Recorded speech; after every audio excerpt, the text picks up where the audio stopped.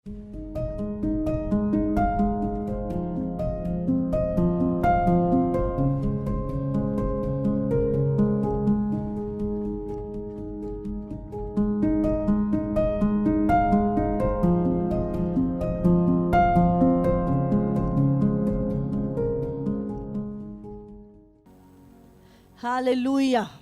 आप सबका स्वागत है परमेश्वर की हजूरी में।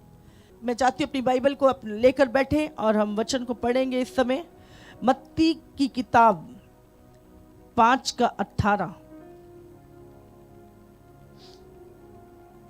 क्योंकि मैं तुमसे सच कहता हूँ कि जब तक आकाश और पृथ्वी टल ना जाए तब तक व्यवस्था से एक मात्रा या एक बिंदु भी बिना पूरा हुए ना टलेगा। हालेलुया। यहाँ पे लिखा है, क्योंकि मैं तुमसे सच कहता हूँ कि जब तक आकाश और पृथ्वी टल ना जाए तब तक व्यवस्था का एक मात्रा या एक बिंदु भी बिना पूरा हुए ना टलेगा। हालेलुया। जो वचन आपको दिया है, एक एक वचन सचमुच सोने के समान ताया हुआ है। जो एक एक वचन यदि आप विश्वास करें आपकी लाइफ में पूरा होगा। एक एक वचन जो परमेश्वर के वचन में लिख दिया है, प्रभु कहता है आकाश और धरती टल जाएंगे पर मेरा वचन बिना पूरा हुए कभी ना टलेगा। उसकी एक बिंदी एक मात्रा भी नहीं टलेगी। हालेलुया।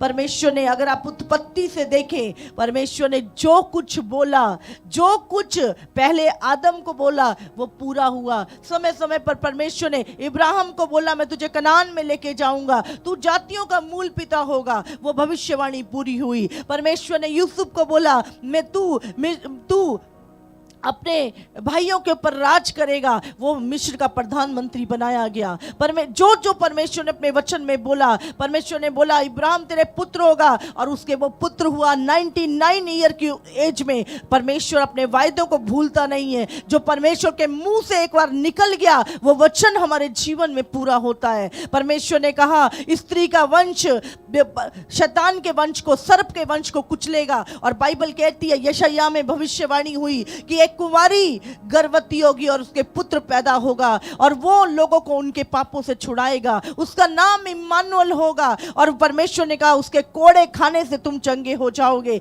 और जो बोला हजारों साल पहले, जो बोला अपने समय पर 2000 साल पहले यीशु मसीह दुनिया में आया, कुंवारी मरियम से पैदा हुआ और उसने लोगों के लिए क्रूस पे अपनी जान दी। और वो सारी भविष्यवाणियां जो यशायाह में बोली गई, भजन संहिता में बोली गई, जो उत्पत्ति की किताब में परमेश्वर ने बोला कि स्त्री का वंश शैतान के वंश को कुचलेगा, सर्प के वंश को कुचलेगा, वो सारी भविष्यवाणियां अपने समय में पूरी हुई। हालेलुया। और परमेश्वर ने बोला कि जब लोग उसके चेले उस मंदिर को देख रहे थे, प्रभु ने कहा इस मंदिर का एक एक पत्थर भी नहीं रहेगा, सब कुछ ढाया जाएगा। और बाइबल में लिखा जैसे ही यीशु ने बोला कुछ सालों बाद वो मंदिर तोड़ दिया गया। हालेलुया। अगर आप बाइबल उठा के देखें, ये भविष्यवाणियों की पुस्तक है और परमेश्वर आने वाली बातों को हमें बताता है। हालेलुया।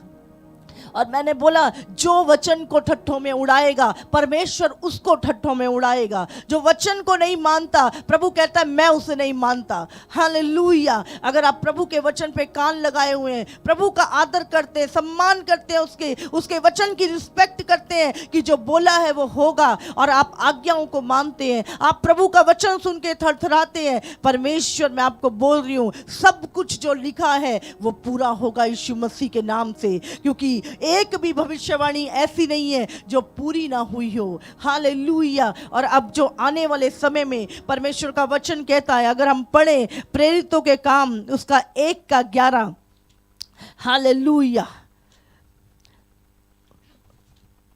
पढ़ेंगे। और उनसे कहा हे गलीली पुरुषों, तुम क्यों खड़े आकाश की ओर देख रहे हो? यही यीशु जो तुम्हारे पास से स्वर्ग पर उठा लिया गया है, जिस रीति से तुमने उसे स्वर्ग को जाते देखा है उसी रीति से फिर आएगा। हालेलुया। बाइबल में क्या लिखा है? यीशु मसीह जब मुर्दों में से जी उठा, 40 दिन इस धरती पर रहा और यीशु ने कहा मैं तुम्हारे लिए स्वर्ग में घर तैयार करने जाता हूं और बहुत जल्द तुम्हें वापस लेने आऊंगा। बाइबल में क्या लिखा है? जब यीशु मसीह अपने चेलों के देखते देखते उस पहाड़ के ऊपर खड़ा था और स्वर्ग की ओर जा रहा था, 2 दूत वहां पर खड़े थे और वो उन चेलों से कहने लगे, हे गलीली पुरुषों, तुम क्या क्यों खड़े हो और क्या देख रहे हो? आकाश की ओर देख रहे हो। यही यीशु और कोई नहीं, यही यीशु जो स्वर्ग में जा रहा है, यही यीशु जिस रीति से तुम उसे जाते हुए देखते हो, उसी रीति से वो स्वर्ग से वापस आएगा। Hallelujah, hallelujah. उसी रीति से तुम उसे आते हुए देखोगे। हालेलुया। और ये समय बहुत नजदीक है, ये समय आने वाला है। अब परमेश्वर कहता है और देर नहीं होगी, यीशु मसीह आने वाला है, बहुत जल्द यीशु का आगमन है। जिस रीति से तुम जाते हुए देखते हो, उसी रीति से ये वापस आएगा। और सबसे पहले आप जानते कौन देखेंगे? वही चेले देखेंगे जो यीशु मसीह में सो गए। वही यीशु को सबसे पहले हुए बादलों में आते हुए देखेंगे। वही सबसे पहले मुर्दों में से जी उठेंगे। उसके बाद आप और मैं अपनी आंखों से यीशु को देखेंगे और उसके साथ बादलों पे उठा लिए जाएंगे। जब परमेश्वर की एक भी भविष्यवाणी पूरा हुए बिना नहीं रही, तो कैसे हो सकता है कि यीशु वापस ना आए? कैसे हो सकता है कि यीशु मसीह हमें लेने ना आए? कैसे हो सकता है जो घर उसने हमारे लिए स्वर्ग में तैयार किए हैं वो हमें ना दे? हालेलुया। यीशु मसीह ने कहा अंत के समय में क्या क्या होगा? परमेश्वर ने कहा जब ये सारी चीजें होनी शुरू हो जाएं, तुम जान लेना मैं द्वार पे खड़ा हूं, मेरा आना निकट है। और मैं आपको बोल रही हूं, परमेश्वर आपसे प्रेम करता है और परमेश्वर चाहता है हम तैयार हो जाएं। और ये समय छटनी का है। मैंने संडे को भी प्रचार किया था कि ये समय छटनी का है। वो समय आ चुका है जब परमेश्वर छटनी करेगा। परमेश्वर छटनी करेगा और परमेश्वर उन 10 कुमारियों के समान 5 को अलग करेगा और 5 को अलग। परमेश्वर उस खेत में बोए हुए जंगली बीज को, परमेश्वर वो झाड़ को परमेश्वर अलग करेगा और गेहूं को खत्तों में इकट्ठा करेगा। और परमेश्वर वो मछलियां जो जाल में हैं जिनको निकालेगा, बुरी मछलियों को एक साइड पर और अच्छी वचन पे चलने वाली, आज्ञाकारिता करने वाली मछलियों को अलग निकालेगा। परमेश्वर भेड़ों को बकरियों से अलग करेगा। वो समय आ गया है, वो छटनी का समय आ गया है। जो यहोवा की बाट जो रहे हैं, जो पवित्र आत्मा में भर के प्रार्थनाएं कर रहे हैं, जिनका ध्यान केवल और केवल यीशु मसीह में है, जो परमेश्वर का इंतजार कर रहे हैं और अपने आप को तैयार कर रहे हैं, केवल वो ही लोग यीशु के साथ जाएंगे। और जो लोग इस समय कोई बात नहीं, चर्च भी जाओ, पाप भी करो, चर्च भी जाओ, व्यभिचार भी करो, चर्च भी करो, रिश्वत भी लो, चर्च में भी जाओ, ये भी करो, जिनका लाइफ मिलावट की होगी, याद रखना, कहने नामधारी मसीह नहीं, सिर्फ नाम से मसीह नहीं, लेकिन तुम्हारे काम परखे जाएंगे। तुम्हारे कामों के कारण परमेश्वर कहता है उस समय छटनी होगी। हालेलुया। इसीलिए परमेश्वर कहता है शरीर की लालसा नहीं, जिसके अंदर संसार का प्रेम है उसके अंदर परमेश्वर का प्रेम नहीं है। जो इनके अंदर संसार की अभिलाषाएं हैं वो प्रभु की इच्छा को कभी पूरा नहीं कर सकते। जिनके अंदर क्रोध है वो परमेश्वर के धर्म का, उसके सत्य का निर्वाह नहीं कर सकते। इसलिए परमेश्वर ने कहा जो लोग अंत तक विश्वास योग्य रहेंगे, अड़े और खड़े रहेंगे, परमेश्वर उनका उद्धार करेगा। हालेलुया।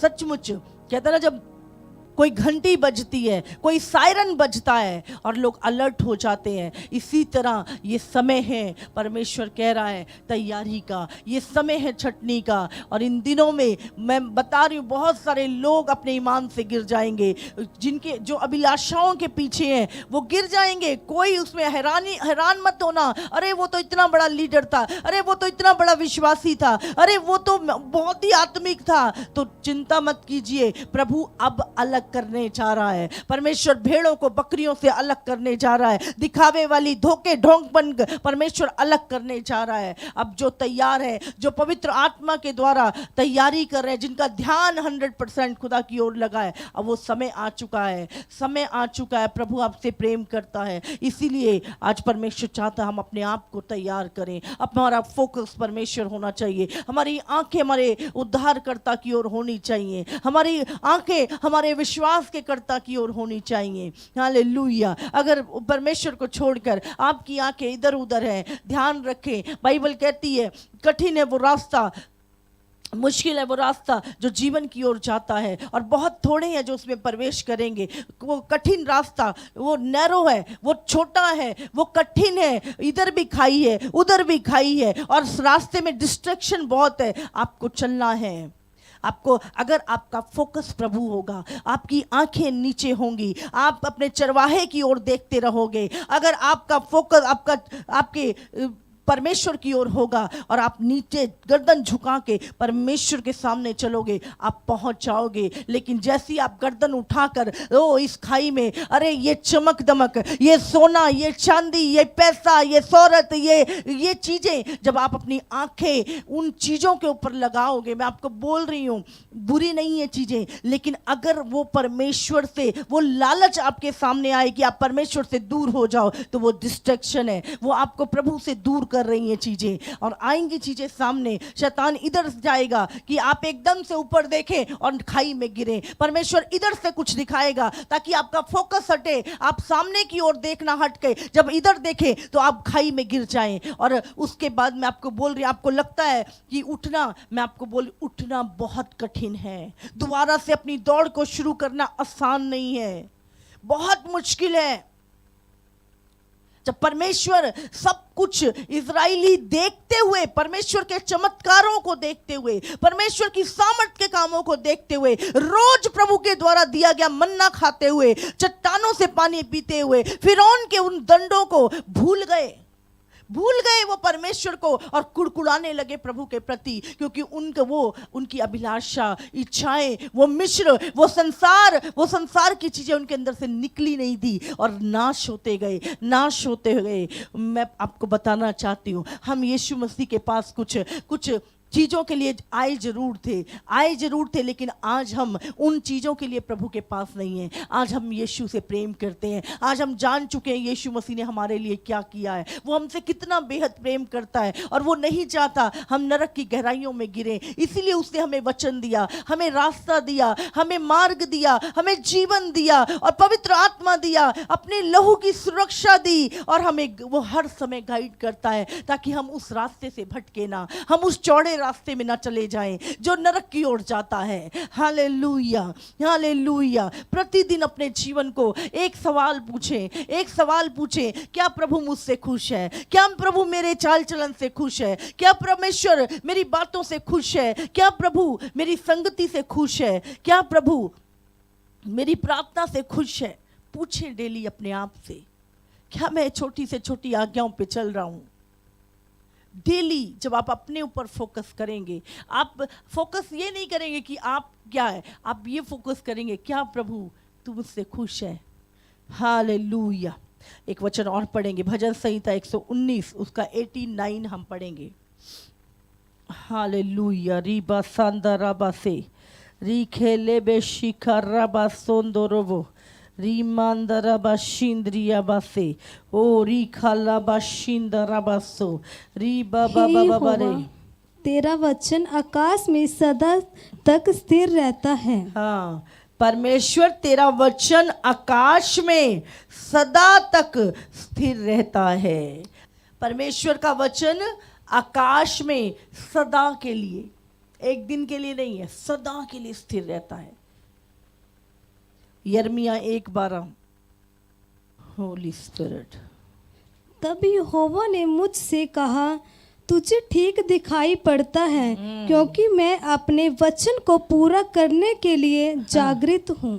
हाँ, तुझे ठीक दिखाई पड़ता है क्योंकि मैं अपने वचन को पूरा करने के लिए जागृत हूँ। मैं सदा अलर्ट रहता हूँ, जो मैंने बोला है मैं उसे पूरा करता हूँ।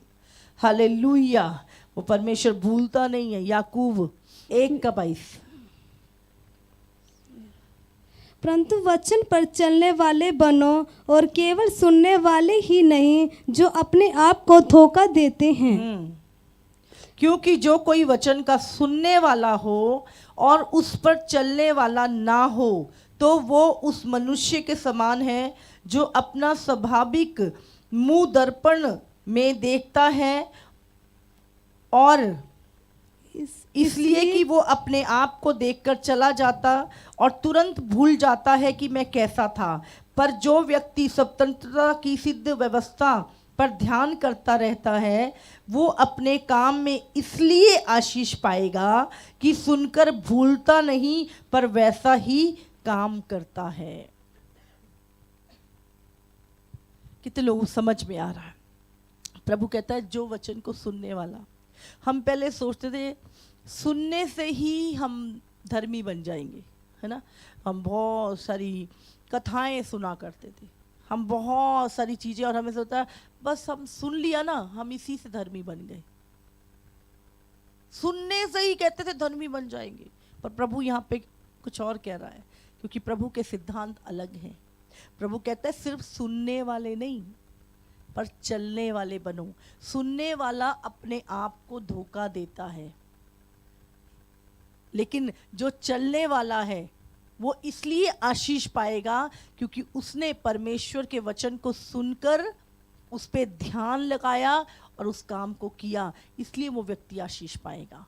लेकिन बहुत सारे लोग, मैं तो चर्च गया था, है ना, मैंने तो आज 1 घंटा सिर्फ बाइबल पढ़ी, और अगले दिन आपने जो बाइबल में पढ़ा उसके उलट किया, है ना। बाइबल में लिखा है वह विचार ना कर, और आपने पढ़ा और आप बड़े खुश हो रहे आज तो मैंने 1 घंटा बाइबल पढ़ी, और उसके बाद आप जाके वही आज्ञाओं को तोड़ रहे हो जिनको आप पढ़ के गए हो।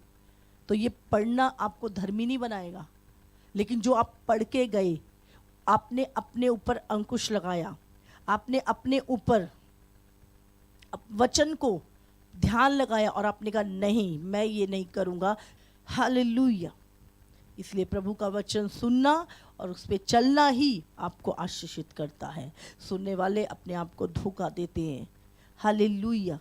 लिखा है वचन जब तक विश्वास के साथ हृदय में नहीं बैठता वो फलवंत नहीं होता। हालेलुया। इसीलिए हम अपने आप को धर्मी सुन के ना समझे, हम चलने वाले बने। हालेलुया। क्योंकि विश्वास से जब आप सुनते हो और उस पर चलते हो तभी आपके जीवन में आशीष आएगी। Hallelujah, hallelujah. बहुत सारे लोग सिर्फ सुनने वाले, चर्च जाते जी हम, हाँ जी वचन भी सुनते हैं जी, चलते हैं नहीं, प्रार्थना करते हैं नहीं, दशमांश देते हो नहीं। हाँ, प्रभु ने ये आज्ञा लिखी है, नफरत अभी तक, कड़वाहट अभी तक, गुस्सा अभी तक, कहाँ आप आशीष पाएंगे? बाइबल में लिखा है ऊपर उठने से पहले इंसान के अंदर नम्रता आती है और नीचे गिरने से पहले उसके अंदर घमंड आता है। हालेलुया। अगर आप घमंडी हैं आपका गिरना तय है, और आप नम्र हैं आपका ऊंचा उठना तय है, ये वचन कहता है। इसीलिए अपने आप को दीन और नम्र करें और परमेश्वर की दया के काबिल बने। हालेलुया। परमेश्वर ने कहा मेरा जू अपने ऊपर ले लो, जैसे मैं मन में नम्र और दीन था तुम भी बनो। परमेश्वर पूरी दुनिया को उठाने वाला है। पूरी दुनिया परमेश्वर के रहमो करम से पल रही है। बाइबल में लिखा है जंगल के जानवर भी जब आहार के लिए पुकारते हैं परमेश्वर अपनी मुट्ठी खोलता है और उनको आहार देता है। इसलिए बाइबल में लिखा है अपने संकट के दिन में मुझे पुकार, मैं तेरी सुन लूँगा। किसको पुकारें? परमेश्वर को पुकारें, वो तेरी सुन लेगा, तुझे छुड़ाएगा और तू उसकी महिमा करने पाएगा। Hallelujah, hallelujah. ये प्रभु चाहता है आज हम वचन पे चलने वाले बने। जब आपसे कुछ चीज़ें प्रभु बात कर रहा है, हालेलुया, प्रभु बात कर रहा है आपसे, सुने जब आप प्रार्थना करते हैं हो नहीं सकता प्रभु आपसे बात ना करे। अगर आप परमेश्वर के जन हैं, प्रभु आपसे बात करता है। जब आप नींद में सोए हैं, प्रभु दर्शनों से बात करता है, सपनों से बात करता है। कई बार रात को आंख खुल जाती है और कोई ऐसी दिमाग में ऐसी चीज प्रभु डालता है, आपको उसके बाद नींद नहीं आती, आप घुटनों में बैठ के प्रार्थना करते हो, प्रभु आपसे बात करता है। उसके अलग अलग तरीके हैं। जब वचन, कुछ चीज़ें प्रभु अपने दासों के द्वारा बात करता है, कलीसिया में बात करता है, वचन से बात करता है। बहुत सारे माध्यम में प्रभु अपना वचन आप तक पहुंचाता है। अगर हम उसे सुने, उसकी सुनी अनसुनी ना करें, तो हम उससे आशीष पाएंगे। हालेलुया। ऐसा नहीं है प्रभु नहीं बोलता, लेकिन जब इंसान अपने कान मोटे कर ले, अपने कान सुनने बंद कर दे, मैं तो जो करना है, मैंने जो ठाना है, मैं तो वही करूँगा, और वो होएगा नहीं, कभी भी कभी नहीं होगा। क्योंकि मनुष्य की योजनाएं कभी पूरी नहीं होती हैं जब तक प्रभु उसके जीवन में नहीं है। बाइबल में लिखा है, इंसान युक्तियां तो बहुत करता है, पर वो यहोवा की ओर से पूरी होती है। हालेलुया।